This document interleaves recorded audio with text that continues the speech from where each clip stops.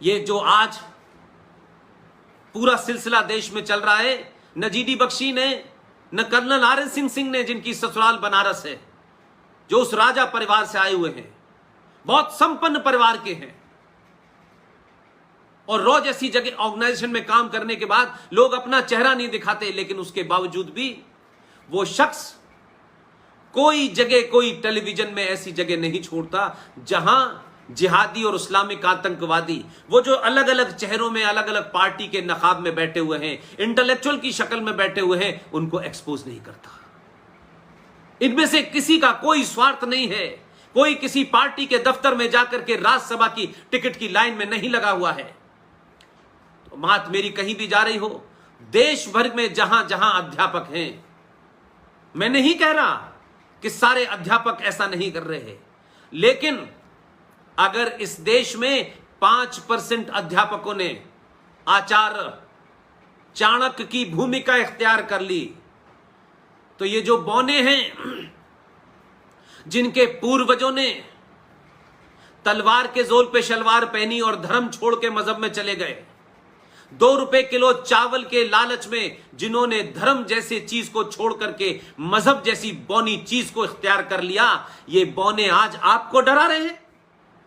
ये बौने आज भारत को तोड़ने की बात करते हैं। ये बौने भारत के संविधान को शपथ लेकर के इस्लामिक देशों को चिट्ठी लिखते हैं।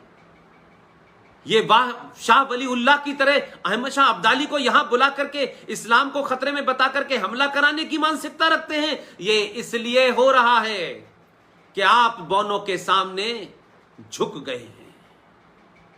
दुनिया में सरकारें आएंगी जाएंगी, पार्टी बनेगी बिगड़ेगी, लेकिन राष्ट्र हमेशा रहेगा, और राष्ट्र को बचाने की जिम्मेदारी अध्यापक की होती है, चाणक्य की होती है। इसलिए अपने घरों में लगी उन बुज़दिल लोगों की, उन कायर लोगों की तस्वीर को बाहर निकाल के फेंक दीजिए। अपने बच्चों को आप स्कूल में नहीं पढ़ा सकते, क्योंकि बाध्यता है, सरकार के नियम का पालन करना है, लेकिन शिक्षा के 8 घंटे के बाद भी जो बाकी घंटे हैं उसमें तो सच बता सकते हैं, जगह जगह बचा सकते हैं। आपके यहां तो बनारस हिंदू विश्वविद्यालय के बाहर जो 80 घाट है उस पे बैठ करके भी चिंतन मनन हो सकता है, लंका पर भी बैठ के चिंतन मनन हो सकता है, और 80 घाट के बाहर जो चाय की दुकान है उस पे भी हो सकता है। वही राष्ट्र के निर्माण को और राष्ट्र को बचाने वाली ताकतों को पैदा करने की जगह है। लिहाजा ऐसे बहरूपियों को पहचानिए जो आपके बीच में आए हैं, गंगा जमुना तहजीब का झूठ और फ्रॉड खेल रहे हैं। सारे धर्म बराबर हैं, आप उनका कान पकड़िए, उनसे कहिएगा कि दुनिया में ब्रह्मांड और सृष्टि की जिस दिन रचना हुई थी उसी दिन से लेकर जब तक ये सृष्टि रहेगी सिर्फ एक ही धर्म था, वो आज भी है, वो कल भी रहेगा, उसका नाम है सनातन। धर्म और मजहब में जमीन आसमान का फर्क है। मजहब आते हैं चले जाते हैं, मजहब का कोई पैगंबर होता है, उसकी कोई किताब होती है, उसमें ये करना है, उसमें ये नहीं करना है। मजहब की जो पैदा हुआ है, ध्यान रखिए कि सृष्टि का और प्रकृति का नियम है, उसको एक दिन मरना होता है। अकबर ने भी एक मजहब शुरू किया था, वो भी मर गया। लिहाजा सोशल साइंस फैकल्टी के तमाम मेरे वो साथी, तमाम मेरे वो युवा दोस्त, मेरी बातों को आप फेस वैल्यू पे मत लीजिएगा। मैं जिन बातों का जिक्र करता हूं तथ्यों के साथ करता हूं, इसलिए आप लोग वो किताबें पढ़िए, वो चीजों का रेफरेंस दीजिए, और चौराहे चौराहे गली गली जो लोग आपको झूठ बोल रहे हैं आप उनका गलेबान पकड़िए और कहिए मूर्ख बनाना बंद करो। एक राज्य था जहां मेजोरिटी मुसलमानों की थी, वहां 5.5 लाख कश्मीरी हिंदू पंडितों के साथ जो जघन्य अपराध किया, आपने उनको मारा, लूटा, बलात्कार किया और वापस भेज दिया, क्योंकि आप उन लोगों को कन्वर्ट नहीं कर पाए। क्योंकि फारूक अब्दुल्ला तो कन्वर्ट हो गया था बहुत पहले, जो बचे कुचे थे उनको कन्वर्ट नहीं कर पा रहे, तो आपने उनके साथ हत्या, 2500 कश्मीरी हिंदू पंडितों की हत्या की, रेप किया, मर्डर किया, लूट मार किया आपने, लेकिन इस देश में कोई दंगा प्रदर्शन नहीं हुआ। और वो ये जानते हैं कि हम एक आदमी को अगर किसी सरकार ने जायज तौर पे भी जेल में बंद किया तो इससे पहले कि उसके ऊपर कोई कार्रवाई हो, हम सड़कों पे निकल के इतना दंगा करेंगे, हम इस सरकार को इतना डरा देंगे कि आप कानून सम्मत भी कोई काम नहीं करेंगे। लेकिन अगर भीड़ तंत्र की यही मानसिकता है तो आपको भी उस भीड़ तंत्र के रास्ते पे जाना होगा। आदर्शवाद से इस भीड़ तंत्र को आप कंट्रोल नहीं कर सकते। लिहाजा एक बात कह के मैं अपनी बात समाप्त करता हूं। हो सकता है कि आप शांति प्रिय हो सकता है कि आपकी 5000 साल की जो परंपरा है और डीएनए है वो आपको कुछ काम करने से रोकती हो। आप चाहते हो कि शांति बनी रहे, लेकिन शांति भीख में नहीं मिलती। शांति के लिए शक्ति का प्रदर्शन जब तक नहीं होता, शांति स्थापित नहीं होती। और मैं बार बार कहता हूं कि अगर इस भीड़ तंत्र ने यह तय कर दिया है कि भीड़ से डरा देंगे सत्ता को, व्यवस्था को, इस देश की जुडिशरी को, तो आप 100 करोड़ हैं, आप किसी को डराइए मत, आप किसी की हत्या मत कीजिए।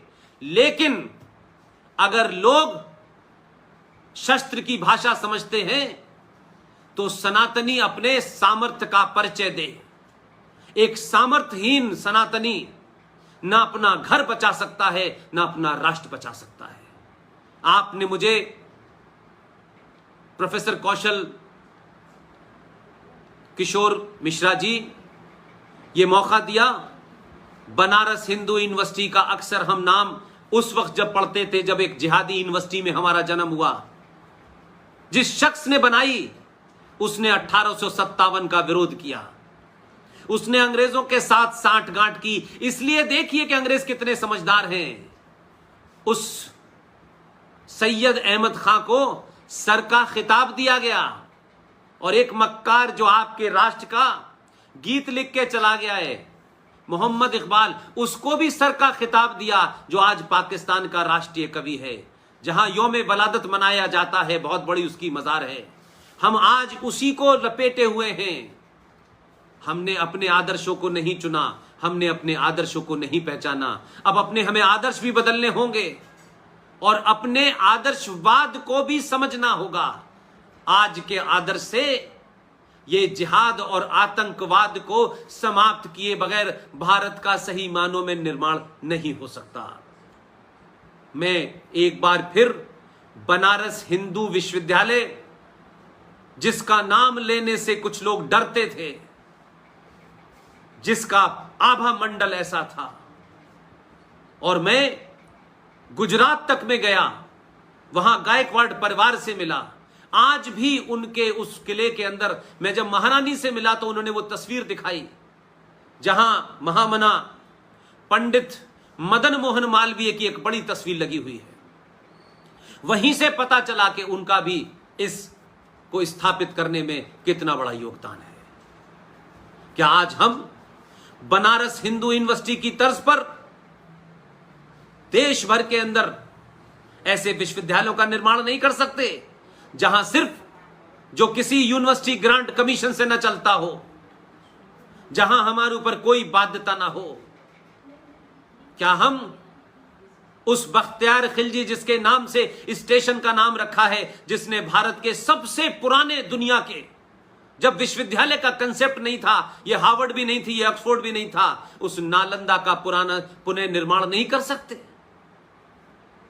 इसलिए आज समय आ गया है कि आज वर्तमान में हमें क्या मिलेगा नहीं मिलेगा, इसकी लालसा और लालच किए बगैर आने वाली जनरेशनों को वो दे करके जाइए ताकि वो आपका नाम गर्व से ले।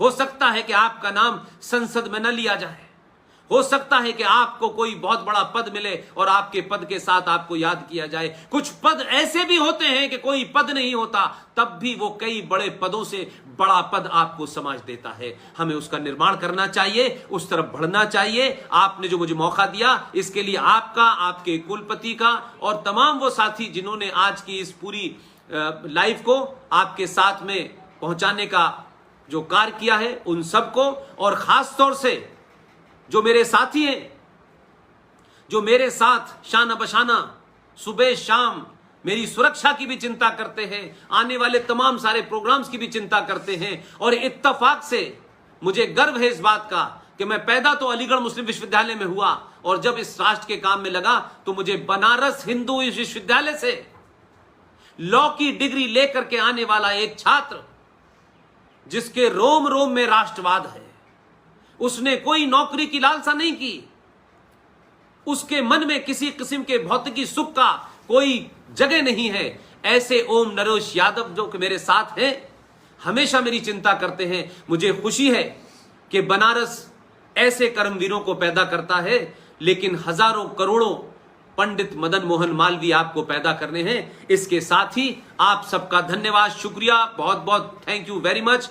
कौशल किशोर जी, आपकी फैकल्टी, आपके कुलपति, मैं समझता हूं मेरे अलावा बहुत सारे लोग हैं इस देश में जो इस किस्म की बातें कह रहे हैं, तथ्यों पे कह रहे हैं, रेफरेंस के साथ कह रहे हैं। आप उन्हें बुलाइए, और ये जो आपने लॉ जलाई है, इस दिए की बाती में जो लॉ है उसे कमजोर मत पड़ने दीजिए, आपको दुनिया इसी से याद रखेगी। बहुत बहुत धन्यवाद, प्रणाम।